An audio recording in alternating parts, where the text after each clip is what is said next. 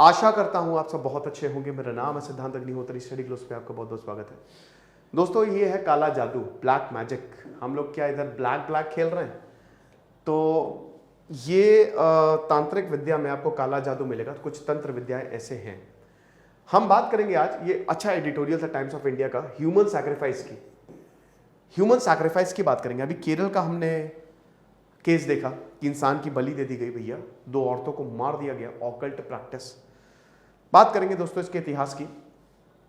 देखिए, क्योंकि हम ह्यूमन सैक्रिफाइस की बात कर रहे हैं तो मैं आपको थोड़ा सा इतिहास बता ही देता हूं।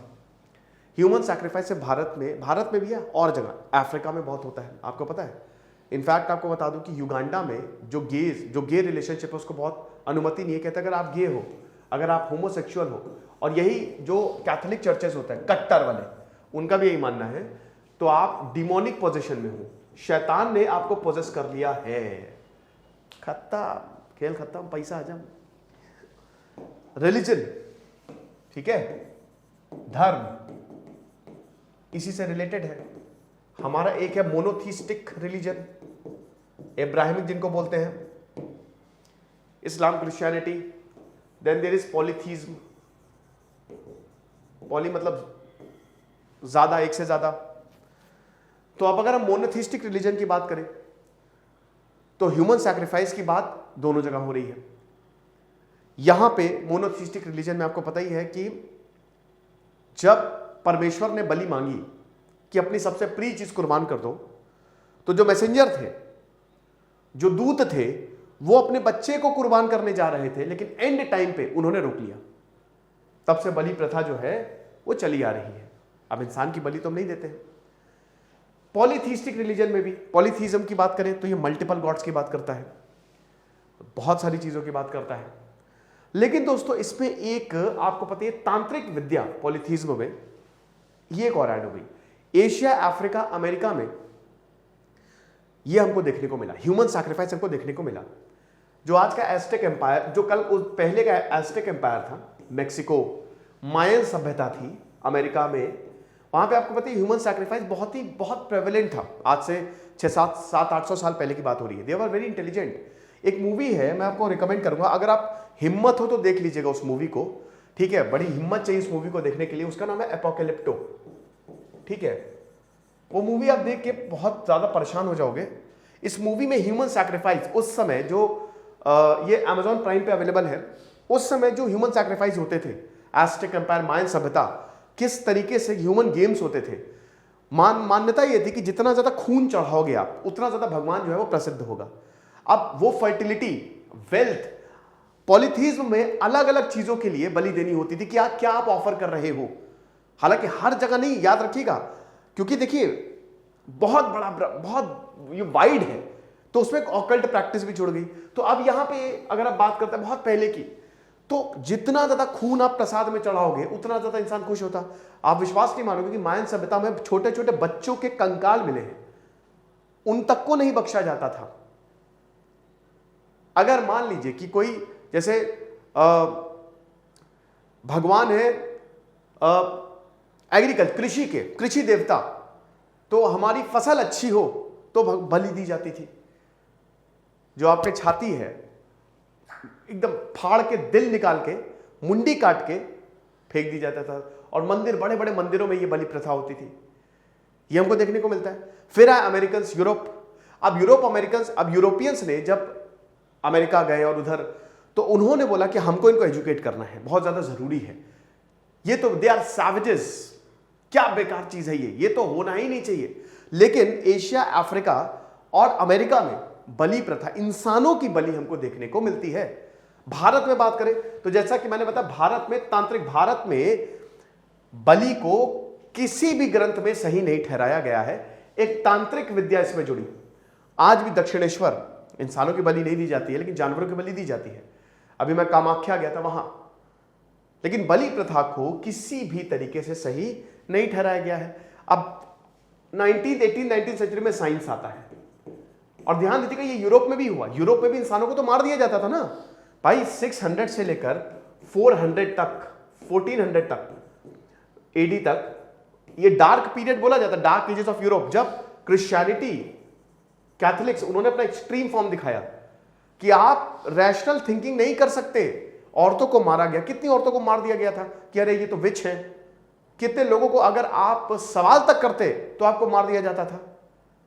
तो वो भी एक तरीके की बलि। अब बात यह है कि जैसे ये तो मर्डर, अगर मॉडर्न जमाने की बात करें तो मर्डर में आएगा, नहीं, ये ब्लैक मैजिक में आता है। एक इंसान मर गया है ब्लैक मैजिक। अभी नेटफ्लिक्स पे बहुत ही जबरदस्त डॉक्यूमेंट्री थी राजा कोलंदर की, वो देखिए आपने, देखिए उसे, है ना। फिर साइंस का उदय होता है। अब जब साइंस का उदय हुआ तो साइंस ने सोचना पता, फैक्ट बताए, ठीक है। भारत में Vedanta, back to Vedanta, back to Vedas किसने बोला था? चलो कमेंट बॉक्स में बताओ कौन रिफॉर्मर थे। 19वीं सेंचुरी में भारत में भी है। तो यहां पे जब रैशनल थिंकिंग आई तो चीजें ठीक होना शुरू हुई।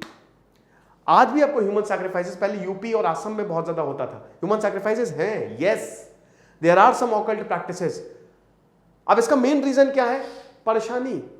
लोग परेशान हैं, लोग डिप्रेस्ड हैं, लोगों के पास पैसा नहीं है, तो उनको लगता है जब वो तंत्र मंत्र, उनको लगता है कि जब हमारे पास कुछ नहीं है या इस विद्या से हमको ये चीजें जल्दी मिल जाएंगी।